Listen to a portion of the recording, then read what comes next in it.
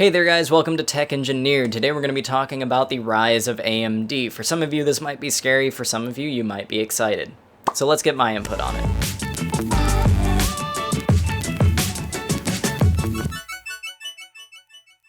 So this video might be kind of short because I don't think there's a lot to talk about here, but I think there's stuff that needs to be talked about here in the tech community. So let's get right into it.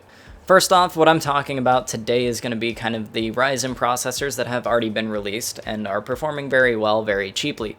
And we're also going to talk a little bit theoretically about the new Threadripper, like AMD enthusiast slash server slash workstation processors, and kind of what they mean for the CPU market.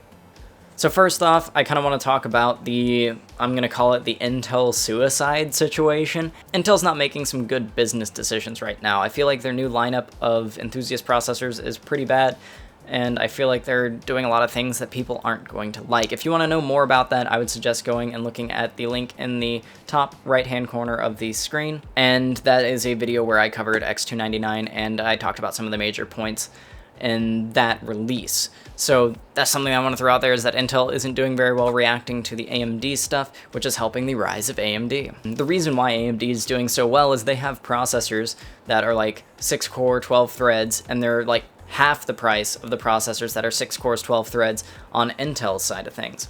This is mainly apparent when you look at the 8 core, 16 thread Ryzen processor, the 1800X, which is half the price of the Intel equivalent, which is the 6900. The 6900 is equal cores, equal threads, but it's double the price, and the performance of the AMD processor is slightly less just because of differences in how they make the processors and how they design them, but still, it's half the price, so it's a lot better. And these processors are like slightly worse than their Intel counterparts on the blue side, but they're like half the price. So everybody's seeing that, they're like, I can get a little bit less performance and save like twice the money.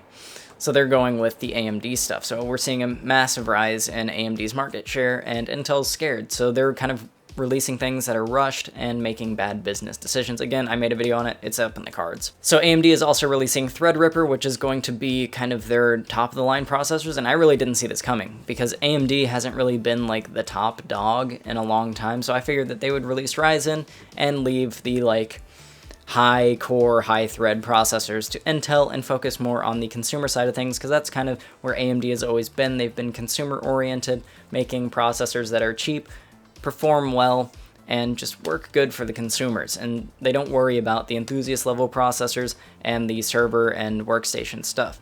However, AMD has changed that now with the announcement of Threadripper, which is going to be their massive processors, 16 cores, 32 threads, on their top-of-the-line processor, which is insane. Intel's countering that by releasing a 18-core, 36-thread processor, but it's, again, going to be like twice the cost for a couple more cores. So I don't think Intel can keep doing that, because they can't prove that their processors are really better than the AMD counterparts, because they don't perform that much better, and AMD Ryzen stability has really increased now that they've worked out some of the bugs with the motherboard manufacturers. That was kind of an issue there when we started. Ryzen had a bumpy start because they kind of rushed the release of it a bit too fast, and the board partners couldn't make their motherboards better and fit all the stuff they needed to into the BIOSes, so it was rushed. But now all those bumps have been smoothed out, and I think Threadripper will be a very smooth release, because I feel like they're really putting some time into working out this release and making sure that there aren't major issues with it. And I think that Threadripper will severely hurt Intel's market share when it comes to the enthusiast server and workstation platforms. And Threadripper, yeah, is just going to be amazing. I don't think I'm going to be moving to Threadripper because I don't want to spend a bunch of money. I have an Intel Broadwell E processor system that works fine for me now, and I mean, if I get like review samples or something like that, I'll of course review it, but of course I'm probably not going to do that because we're still a tiny channel. But if I somehow get my hands on it, I will definitely utilize it. But for now, I think I'm going to be sticking with Broadwell E and writing that out, because my computer is a tank and it does everything I want it to. But yeah, if you're going to be building a new enthusiast level computer in the next year, I would really recommend going with AMD on this one, honestly. I'm going to go ahead and say that now. Of course, we're going to have to see how Threadripper is, how it performs once it comes out. But preliminarily, speculatively, I'm going to go ahead and say that AMD is probably going to be your best bet So if you're thinking about getting X299, I would wait and see how Threadripper goes, because you might get a better processor with Threadripper instead of going with X299, Skylake X, or Kaby Lake X processors. So I hope you guys enjoyed this video. If you did, go ahead and leave a like on it. If you like the content on this channel, go ahead and subscribe.